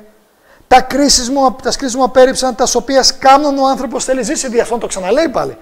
Πάμε δεύτερη φορά, μπας και δεν το καταλάβανε. Και τα Σάββατά μου ευεβήλωσαν σφόδρα τώρα, λέει. Τι σημαίνει σφόδρα? Σημαίνει, λοιπόν, εντάξει, στο ημερολόγιο του φίλου λέει η Δύση είναι 7 παρά 20. Ο ήλιος είναι ακόμα πάνω. Λοιπόν, ας κάνουμε μια προσφυγή το Σάββατο, παίζει ο Ολυμπιακός, να δούμε. Πρέπει να βγούμε στο μπουκιά γουλιά και να φάμε. Τελείωσε το Σάββατο. Ή ακόμα χειρότερα, έχω το μαγαζί ανοιχτό το Σάββατο την Παρασκευή, αλλά δεν είμαι εγώ. Βάζω τον υπάλληλο. Ή είμαι εγώ. Ή τα λεφτά τα παίρνω και τα δεκατίζω. Ή τα λεφτά τα παίρνω και τα κάνω ο μπαμπιάνο μου. Δεν έχει καμιά σημασία, φίλε. Κλείστο. Κόβω πολλές τρίχες το Σάββατο. Κόψε τρίχες. Κάποια στιγμή θα μείνουν φαλακροί όλοι. Τι θα κάνεις? Είναι μια τρίχα η ζωή σου, της τρίχας στο γιοφύρι. Είναι ποντιακό μυρολόι, δεν έχει καμία σχέση. Μα θυμάμαι, σαν χθες, ήσουνα Θοδωρή παρόν, σε ένα σπίτι εκεί καλή τους ώρα αυτοί οι φίλοι εν Χριστώ, που κάναμε τότε τις μελέτες, και τότε ο Ριβίσιος, κάποιος καιόμενος από τον ενθουσιασμό και τον παρορμητισμό της πρώτης πίστεως, θέλω να πιστεύω, ερχόμενος με ερωτήσεις μετά τη συζύγου αυτού και γεμάτος άγχος, γιατί έπαιρνε πριν αντικαταθλιπτικά και τα σταμάτησε. Δεν του είπα εγώ να τα σταματήσει, τα σταμάτησε και η υγεία του είναι πολύ καλή έτσι ώστε να τρέχει τώρα και έχει γίνει Forest Camp. Και με πολύ άγχος, τουλάχιστον αυτό έδειχνε, γιατί ο Θεός του είχε καταδείξει ότι όχι μόνο η δουλειά που είχε, η οποία δεν αρμόζει σε χριστιανό, αλλά ήταν ανοιχτό και το Σάββατο. Και τότε γεμάτος άγχος με ρώτησε τι θα γίνει. Τότε ήταν το σημείο, όπως γίνεται σε αυτό το σημείο που κάποιος είναι γεμάτος άγχος και ενοχές από το Λόγο του Θεού, στο πρώτο αντίκρισμα, γιατί καταλαβαίνει την αμαρτωλότητά του, που μπορείς να τον δουλέψεις, να τον χειραγωγείς, να τον μανιπουλάρεις και να τον κάνεις να έχεις υποτακτικό. Και έκατσα μαζί του, αν θυμάται αυτός ο φίλος, ελπίζω να μην ξεχνάει, πάνω από μία ώρα να τον ηρεμήσω και να τον καταλαγιάσω ότι ξέρεις σιγά σιγά. Κάνε ένα βήμα, δύο βήματα μπροστά, ένα βήμα πίσω. Άστο αυτή τη στιγμή, δεν έχει σημασία. Που έχει σημασία. Συνεχίζει και έχει το μαγαζί που έχει εκεί που το έχει. Και καλά να το κάνει. Και συνεχίζει ο Θεός και τον ευλογεί. Δεν νομίζει αυτός ο άνθρωπος ότι να παστώνει λεφτά εκεί που τα παστώνει και να μην τα χρησιμοποιεί για τη δόξα του Θεού, ότι είναι η μεγαλύτερη αμαρτία. Από τους ίδιους ανθρώπους μέμφθηκα για τα δικά μου οικονομικά. Ελάτε να τα αλλάξουμε. Άμα τολμάτε, ελάτε να τα αλλάξουμε. Ελάτε. Αρκεί να μην δώσει τα χρέη σας. Το έχω πει πολλές φορές. Δεν είναι αμαρτία άνθρωποι που έχουν τόσα πολλά να μην δίνουν ψήγματα, ψίχουλα, ενώ πρέπει να δώσουν τα πάντα. Ο Ζακχαίος, όταν ήρθε ο Χριστός σπίτι του, είπε τα μισή μου περιουσία τη δίνω. Και αν αδίκησα κάποιον, 4 φορές πίσω. Δεν το έμεινε τίποτα. Και προσέξτε, δεν μιλάω για τα χρήματα αυτή τη στιγμή. Μιλάω για το χρόνο σας και μιλάω για την καρδιά σας. Τα χρήματά σας κρατήστε τα. Ανάγκη ο Θεός τα λεφτά σας δεν έχει. Ωραία. Πόσο κάνει η κάρτα γραφικών? 120-150 ευρώ. Είμαστε οικονομικά ασθενέστεροι. Εμείς καθόμαστε και πιάνουμε σίγουρα τώρα που βρούμε 150 ευρώ, 120 ευρώ για να πάρουμε την κάρτα γραφικών, γι' αυτό κομπλάρει συνέχεια αυτό εδώ πέρα. Και εκτός και άλλα πολλά. Αλλά ο Θεός δεν έχει ανάγκη τα χρήματα. Ανάγκη εσάς έχει, το χρόνο σας, την καρδιά σας. Δεύτερη φορά, στο ίδιο κεφάλαιο, έτσι. Δάφη 15, και εγώ ύψωσα τη χείρα μου προς αυτούς την έρημο. Δάφη 16, διότι τα κρίσεις μου απέρριψαν και τις διαταγμάσεις μου δεν περιπάτησαν και τα Σάββατά μου ευεβήλωσαν, διότι οι καρδιέ αυτών επορεύοντο κατόπιν των ειδόλων αυτών. Προσέξτε ένα κεφάλαιο τρίτη φορά.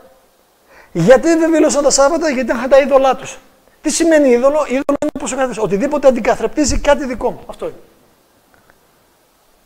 Και υφίστη ο οφθαλμός μου από αυτούς. Εδάφη 19. Εγώ είμαι ο Κύριος ο Θεός σας, εν της διατάγμασης μου περιπατείτε, τα σκρίσεις μου φυλάτε και εκτελείτε αυτάς και αγιάζετε τα Σάββατά μου, και ας είναι μεταξύ εμού και ημών σημείων, ώστε να γνωρίζετε ότι εγώ είμαι ο Κύριος ο Θεός. Τέταρτη φορά. Φτάνει, όχι, ίδιο κεφάλαιο είμαστε. Τα τέκνα όμως απεστάτησαν από μου. Δεν περιπάτησαν τις διαταγμάτες μου. Και τα σκρίσεις μου δεν εφύλαξαν, ώστε να εκτελώσω τα οποία κάνουν ο άνθρωπος θέλει ζήσει δι' αυτόν. Πόσο κουράστηκε ο Θεός να το λέει. Το κουράστηκε. Και τι λέει μετά? Τα Σάββατά μου εφεβήλωσαν. Και συνεχίζει. Δια τούτο οι ανθρώπων λάλησε προς τον οίκο Ισραήλ και επέρεψε τους. Ούτω λέγει Κύριος ο Θεός. Με ύβρισαν εις εμέ, κάνοντας παράβαση εναντίον μου. Γιατί αφού έφερα αυτούς εις τη γην, τας οποίας ύψωσα τα χείρα μου, και ήθελα να δώσω αυτήν, τότε ανέβλεψαν πάντα λόφο ψηλών. Και συνεχίζει. Και αν το πάρετε μέχρι τέλος, λέει ο Θεός, και θέλω σας περάσει υπό τη ράβδο, και θέλω σας φέρει στους δεσμούς της Διαθήκης, και θέλω εκαθαρίσει εκ μέσου ημών τους αποστάτας και τους ασεβήσαντα σε με. Θέλω εκβάλει αυτούς εκ της γης της παρησίας αυτών, της παρικίας αυτών, και δεν θέλω εισέλθει στη γη Ισραήλ, και θέλετε γνωρίσει ότι εγώ είμαι ο Κύριος. Σεις δε οίκος Ισραήλ, ούτω λέγει ο Κύριος. Υπάγεται, λατρεύεται έκασος στα είδωλα αυτού.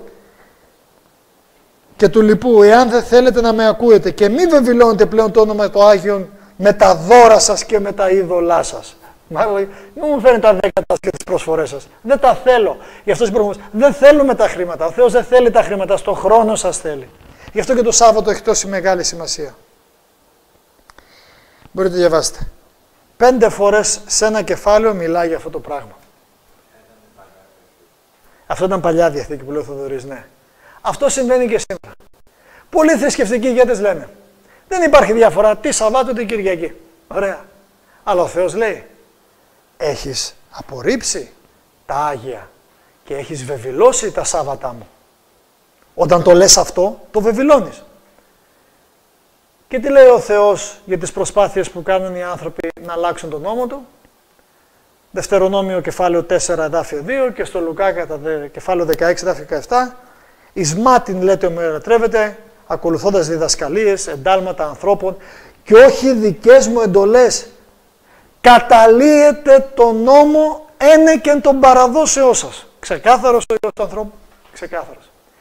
Και τελειώνει λέγοντας, ευκολότερο είναι ο ουρανός και η γη να παρέλθουν παρά μία κεραία ή ένα γιώτα από τον νόμο. Μία κεραία εννοεί μια ψηλή, όχι δάσια, μια ψηλή. Δηλαδή, πιο εύκολο είναι αυτή η γη και ο ουρανός να φύγουν παρά να φύγει μια κεραία. Όχι μια εντολή. Είναι αυτό που λέμε όταν γίνονται μεταλλάξεις. Είναι μετάλλαξη mismatch, έτσι, και recombinational repair, ότι έχουμε αλλαγή στη βάση αλληλουχίας σε ένα γονίδιο και έχουμε την αλλαγή. Φανταστείτε όταν αλλάζει ολόκληρο το χρωμόσωμα ή όταν αλλάζει ολόκληρο το κύτταρο. Εδώ έχουμε τρομακτικές αλλαγές. Εδώ προσπαθεί αυτή η δύναμη να αλλάξει ολόκληρη την εντολή και ο Θεός λέει με το μέσο του Χριστού ότι δεν μπορεί να κινηθεί. Ο ουρανός και η γη θα παρέλθουν.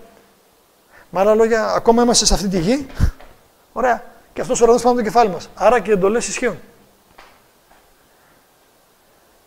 Οι περισσότερες χριστιανικές εκκλησίες όμως έχουν εγκολπώσει αυτή την παράδοση και όπως έχουμε μελετήσει και νωρίτερα, σχεδόν όλες οι εκκλησίες παραδέχονται στα επίσημα γραπτά τους ότι δεν έχουν καμιά βιβλική υπόδειξη για την ιερότητα της Κυριακής. Το ότι βρίσκουν μέσα από εδώ, επειδή αναστήθηκε, προσέξτε το ερώτημα που πρέπει να τεθεί σε αυτούς. Δείξε μου μέσα από την Αγία Γραφή, φίλε μου, γιατί είναι ιερή η μέρα της Κυριακής.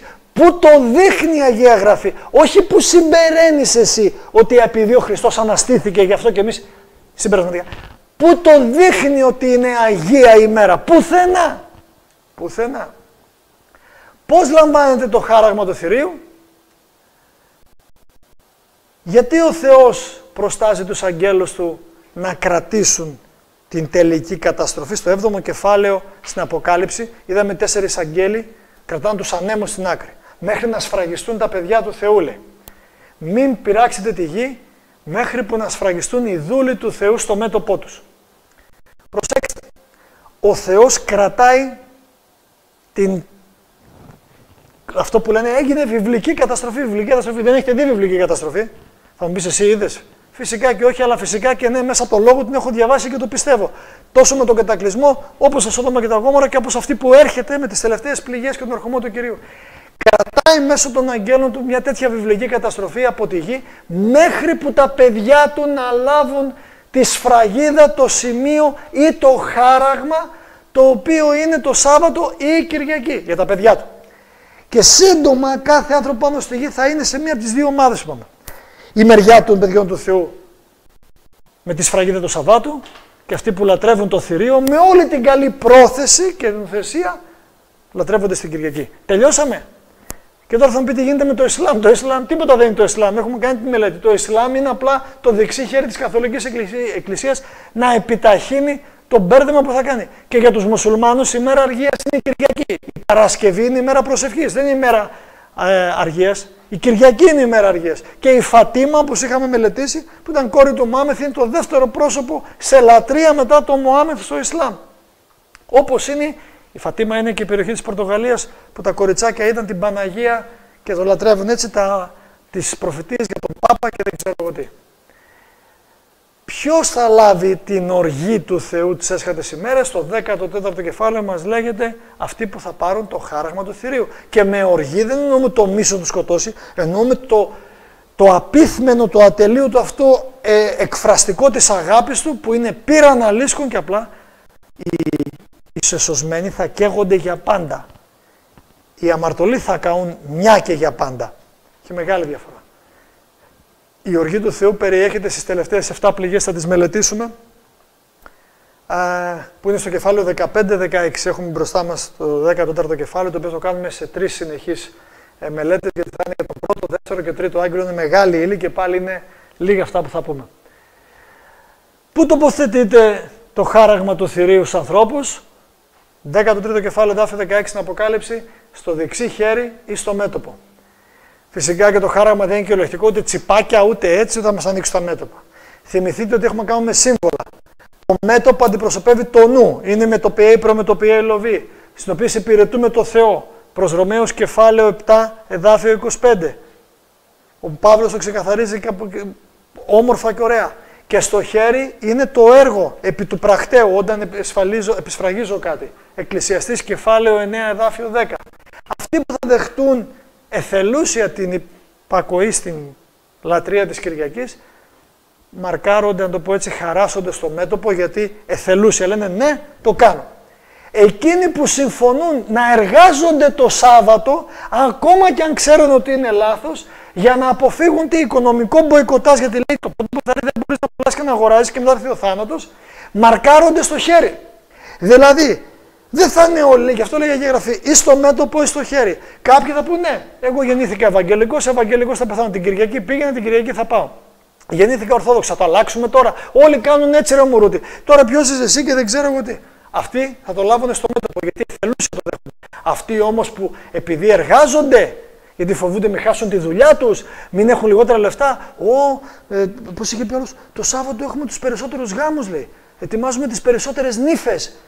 Και η γυναίκα του, η φίλτατη εκείνη εκεί ψυχή, αδερφή ψυχή, τη θεωρώ αδερφή μου. Αυτή τη θεωρώ αδερφή μου, ναι, για πολλούς λόγους. Και πει ο Θεός δεν μπορεί να ευλογήσει.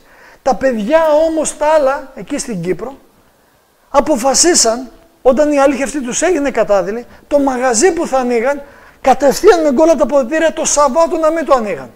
Με όποιο κόστος και να είχε. Οικονομικό στο κάτω-κάτω. Στο χειρότερη περίπτωση θα χάσεις τη δουλειά του. Άλλοι χάσαν τη ζωή τους. Και ρωτάω εγώ, δεν ρωτάω εγώ, ρωτάει ο ίδιος ο Χριστός. Τι ωφέλει τον άνθρωπο να κερδίσει τον κόσμο όλο και να χάσει την ψυχή του? Τι μπορεί να δώσει ο άνθρωπος για την ψυχή του? Τα λεφτά? Πουλήσει το περίπτερο? Να κλείσει το μαγαζί?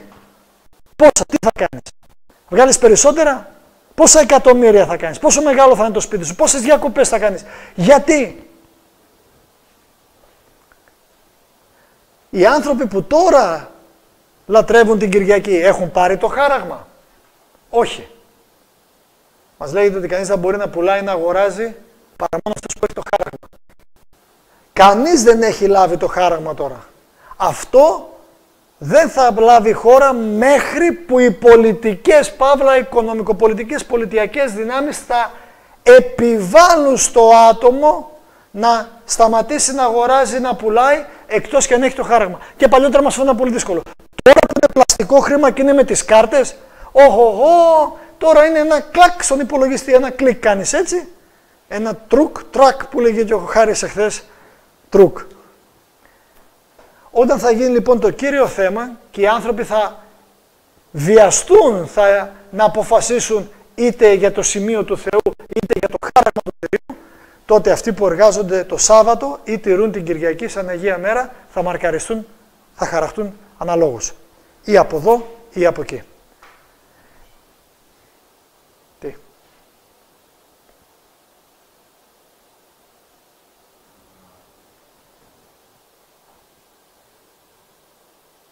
Να μιλήσω.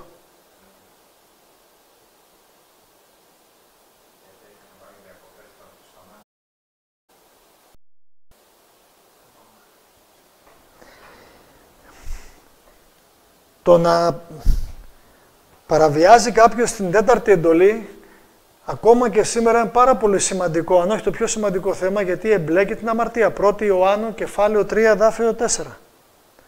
Σε αυτόν που γνωρίζει τι είναι στο να κάνει και δεν το κάνει, είναι αμαρτία. Αυτοί που συνειδητά βδελίτουν και βλασφημούν την Αγία ημέρα του Θεού σήμερα, θα χάσουν, προσέξτε τώρα, την ικανότητα να σκέφτονται και να δουν ξεκάθαρα όταν θα έρθει η στιγμή να αποφασίσουν και θα καταλήξουν στο σκοτάδι. Μας λέγεται στο κατά Ιωάννη στο 12ο κεφάλαιο, εδάφιο 35. Είναι λοιπόν ένα test drive, μια δοκιμασία που όχι ο Θεός το κάνει. Αν με αγαπάτε, τα εντολάς μου θα τηρείτε. Και πώς ο Θεός αποφασίζει ποιον θα λατρεύσουμε, λέει στους Ρωμαίους ο Παύλος. Δεν ξέρετε σε όντι να γίνεστε δούλοι προς υπακοή και θάνατο ή δούλοι προς ευσέβεια και ζωή. Στο Μαμονά και στο Χριστό, το Βελιάλ και τον Θεό. Ο Θεός επιλέγει να σώσει όλους τους ανθρώπους. 1 Τιμοθέου, κεφάλαιο 2, εδάφια 3 και 4. Ο διάβολος απεγνωσμένα θέλει όλοι να χαθούν. Προσέξτε τώρα, και εδώ είδαμε στην προηγούμενο μάθημα, μελέτη, τον πόλεμο στον αθέατο κόσμο ή τη μεγάλη διαμάχη. Από τη μία ο Θεός θέλει και ποθεί όλοι να σωθούν και από την άλλη ο άλλος αγωνίζεται όλοι να χαθούν. Εμείς επιλέγουμε ποιον θα λατρεύσουμε με το να επιλέξουμε ποιον θα υπακούσουμε. Στον Ιησού του Ναβί, κεφάλαιο 24, εδάφιο 15, μας λέγεται «Εκλέξατε σήμερα ποιον θα λατρεύετε». Αν ο Κύριος είναι ο Θεός σας, εκλέξτε Αυτόν. Δεν μπορώ να λέω ότι υπηρετώ το Θεό όταν δεν υπακούω στο θέλημά Του. Και ναι, λάθη και σφάλματα και ατέλειες όλοι κάνουν, πρώτος είμαι εγώ. Αλλά συνειδητά τουλάχιστον έχω πάψει να πάω κόντρα στο εκφρασμένο θέλημά Του. Υπακούω στο Θεό και Τον υπηρετώ με το να δεχτώ όλες τις εντολές Του και το Σάββατό Του, και η φύλαξη αυτής της όμορφης μέρας δεν είναι θέμα εκλογής μιας μέρας, αλλά περισσότερο μια ερώτηση αφοσίωσης στον Χριστό ή στον Αντίχριστο, που είναι το άλλο όνομα για το θηρίο. Είναι ερώτηση αφοσίωσης. Είναι όταν πριν κάποια χρόνια, όταν για κάποιους μήνες είχαν όχι λέπια πέσει στα μάτια μου και κλειδονιζόμουν, ήμουν μεταξύ σφύρας και άκμονος, μεταξύ σκύλας και χάρευδης, κυριολεκτικά ομιλώ, μάλιστα να πω σκύλα και χάρευδη μπορώ να ονομάσω ποια ήταν η σκύλα και ποια ήταν η χάρευδη, θηλυκού γένους και οι δύο, και δεν βγάζω τον εαυτό μου απ' έξω, γιατί όταν κάποιος αμαρτάνει, εθελούσια αμαρτάνει, δεν παρασύρεται, για να μην πάρουμε την προσωπική ευθύνη, όχι, αλλά όχι και από την άλλη να επιρρύπτουν όλοι οι άλλοι τις ευθύνες εδώ σε αυτόν και να θεωρούνται οι άλλοι θύματα με ψυχοθεραπείες και καημένες ψυχές που έχουν ανάγκη τρυφερότητα γιατί ο άλλος γνώριζε πολλά. Τότε λοιπόν που ήμουν μεταξύ σκύλας και χάρευδης, η μία εκ της Ρωσίας και η άλλη εκ της Ελλάδος, διαβάστε την αρχαία ελληνική μυθολογία με τον Ιάσονα τι κάνανε αυτά τα δύο θηρία. Εγώ εναντίον όμως το θέλημα του Θεού. Ο Θεός ήταν δίπλα μου. Εγώ γυρνούσα το μέτωπό μου και πήγαινα κόντρα σε εκείνον. Και εγώ στεκόμουνα όχι αφοσιωμένος όπως ο Θεός με ήθελε και με είχε καλέσει. Και τότε, γιατί τις προάλλες έψαχνα κάποια email και βρήκα κάποια παλιά email από τις επιστολές παραιτήσεώς μου εκεί στο Βενιαμίν που ήμουν, από κάποια email που τα έχω συγκεντρώσει και είναι στη διάθεση των αρχών με την άξια και όμορφη τη Μαρία την Κουρούπη, την κόρη αυτήν της κυρίας που τα καλόπεδα στο διαδίκτυο φτιάξαν αυτό το επέσχυντο έκτρωμα και το ψεύδος και πολλά άλλα, όπως και το άλλο που έχουν κάνει με Ρώσους υποτίθεται ογκμεντιστές που λένε αυτά που λένε. Εγώ έχω τα email, τα έχω καταχωρήσει, δεν θα χρειαστεί ποτέ να τα χρησιμοποιήσω ή δεν θα χρειαστεί ποτέ να πάω στο δικαστήριο. Αλλά και αν πάω, ξέρω ότι ο Θεός θα μαθώσει, γιατί είμαι αθώος του αίματος των ανθρώπων. Τότε λοιπόν έτυχε να πέσουν επάνω μου και κάποια email που μου στέλνει η ίδια η σύζυγός μου, γιατί είτε ήμουν στα προγράμματα είτε αλλού. Και αυτό που τότε η Μαρία προσευχόταν και παρακαλούσε, και όχι μόνο εμένα, το είχε κάνει και στο Θοδωρή εδώ, το είχε κάνει και στη μία τη Χάρευδη, αλλά και στην άλλη τη Σκύλα, πάλι μιλάω για την αρχαία ελληνική μυθολογία. Κοιτάξτε τον Κώστα, γιατί έχει κληθεί για να κάνει κάτι για μια διακονία. Το τι θα γίνει και αν θα γίνει στην προσωπική μας ζωή δεν έχει καμιά σημασία. Μην τον πάρει το σκοτάδι μακριά, γιατί έχει κληθεί για απλά να κουβαλάει έναν δαυλό φωτός που είναι ο Λόγος του Θεού. Αυτό είναι. Τίποτα παραπάνω ή παρακάτω. Και είπα, η Μαρία είχε ξαπλώσει το μεσημέρι και της είπα, λέω καθώς διάβαζα τα email, τώρα βλέπω πόσο μ' αγάπησες και μ' αγαπάς. Δεν μπορώ να κάνω τίποτα άλλο λοιπόν από το να είμαι στο ερώτημα που θα θέσεις, Κώστα με αγαπάς, είναι ερώτηση αφιέρωσης και αφοσίωσης 100% στη Μαρία. Τίποτα δεξιά, τίποτα αριστερά. Και πώς ο Θεός λογίζει αν εμείς είμαστε ουδέτεροι, δηλαδή έχουμε ελβετικά διαβατήρια.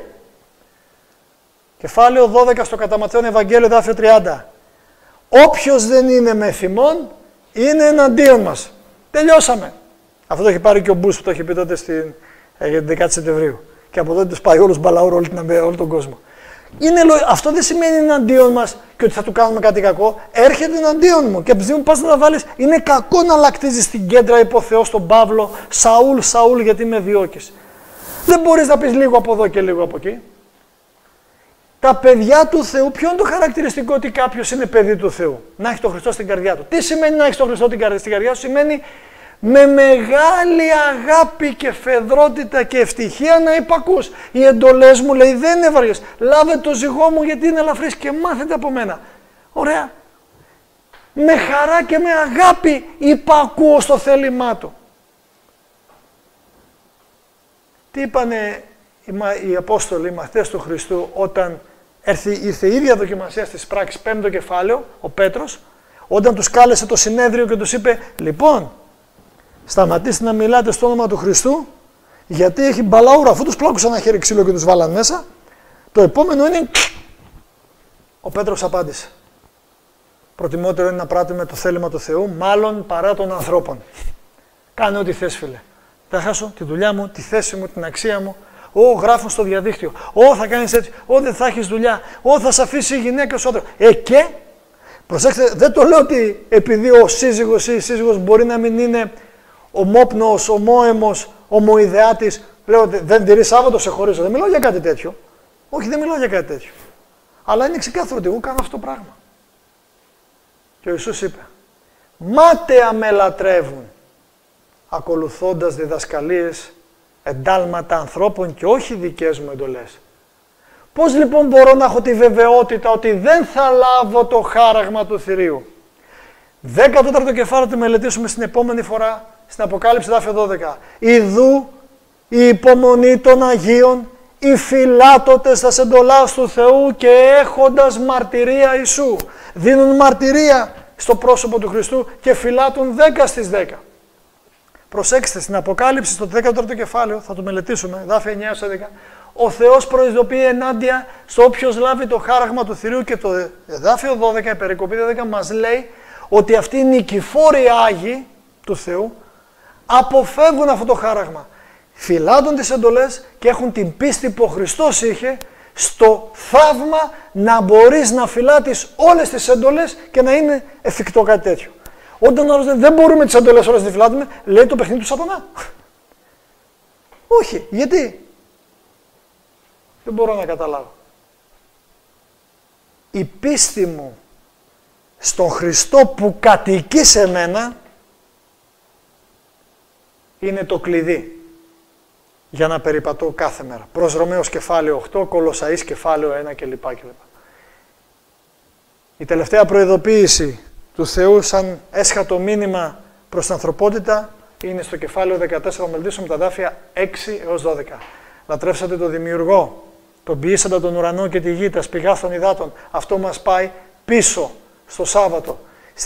Στο εδάφιο 7 ακόμα παίρνει από την εντολή. Τον ποιήσατε τον ουρανό και τη γη, τα σπηγά των υδάτων είναι ακριβώς από την έξοδο, από την τέταρτη εντολή που το παίρνει. Το κεφάλαιο 20, εξόδου δάφιο 11. Και να μην, ο άλλος άγγελος που θα δούμε στο 10ο κεφάλαιο, μην λάβετε το χάραγμα του θηρίου. Το οποίο σημαίνει δεν πρέπει να λάβω και να δεχτώ το θερέφωνο, το κάλπικο αντίκρισμα και αντέρισμα του Σαββάτου που είναι η Κυριακή. Μια κακοφωνία και μια κάλπικη αντιγραφή είναι, τίποτα άλλο. Ο Θεός σήμερα μας δίνει δύο πολύ σοβαρές και εξέχουσας σημασίας προειδοποίησεις. Τι μπορεί να είναι πιο σοβαρό? Είναι ξεκάθαρο ότι το άτομο το οποίο θα λάβει το χάραγμα του Θηρίου θα χαθεί. Και το ερώτημα είναι, τελειώνοντας, είστε βέβαιοι και σοβαροί? Γιατί μπορείς να λέμε, καλά, σοβαρά μιλάς. Μιλάτε λοιπόν σοβαρά, λαλείτε της καρδίας σοβαρά, ότι θέλετε να φύγετε από το πυρ το οποίο είναι φυλαγμένο για το σατανά και τους αγγέλους του, λέει ο Χριστός στο κατά Ιωάννη Ευαγγέλιο. Ο Θεός δεν θέλει κανείς άνθρωπος να χαθεί, αλλά να έρθουν σε μετάνοια, μας λέει ο Πέτρος. Και είστε σοβαροί πλέον, αρκετά σοβαροί, έτσι ώστε να υπακούσετε και να φυλάξετε εθελούσια όλες τις εντολές του Θεού. Όχι σαν κάτι άλλο, αλλά σαν ευγνωμοσύνη για τη σωτηρία που ήδη σας έχει δοθεί και είναι Θεού δώρο, ένεκεν της σταυρώσεως του Χριστού στο ξύλο του Γολγοθά. Εύχομαι λοιπόν να δώσετε τις απαντήσεις που πρέπει. Από εκεί και πέρα, σε εσάς είναι η επιλογή. Ο οίκος μου και εγώ έχουμε αποφασίσει να περπατούμε τον Κύριο. Η πρόσκληση είναι ελάτε. Ελάτε πάντες οι ευλογημένοι. Ελάτε στην αγκαλιά του Θεού. Γιατί κάποια στιγμή, το λέμε μεν, αλλά δεν καταλαβαίνουμε τι εννοούμε, ότι η θύρα της χάριτος θα κλείσει. Μέχρι σήμερα που μιλάμε είναι ανοιχτό. Ανοιχτό το πεδίο και ανοιχτή η καρδιά του Θεού να λάβει. Όποιος έλθει σε μένα δεν θα τον διώξω ποτέ, λέει ο Χριστός. Και έλθετε πάντες οι λαοί. Θα είναι μεγάλη αμαρτία και πολύ περισσότερο δεν θα είναι το τι θα συμβεί σε εσάς. Θα είναι τέτοιος ο πόνος που θα προκαλέσουμε στον καρδιά του Θεού με το να αρνηθούμε. Υπάρχει μία ερώτηση που δεν απαντιέται ποτέ στην Αγία Γραφή. Και είναι στην προς Εβραίους επιστολή από τον Απόστολο Παύλο. Πώς γίνεται να εκφύγουμε εάν αμελήσουμε μια τόσο μεγάλη σωτηρία? Με άλλα λόγια λέει, πώς γίνεται να χαθούμε αν επειδή θα αμελήσουμε μια τόσο μεγάλη σωτηρία? Δεν γίνεται να χαθούμε.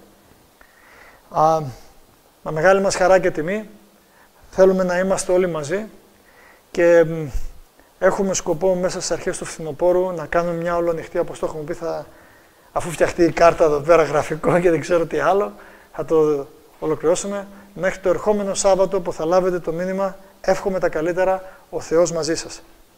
Βάζω το βιντεάκι.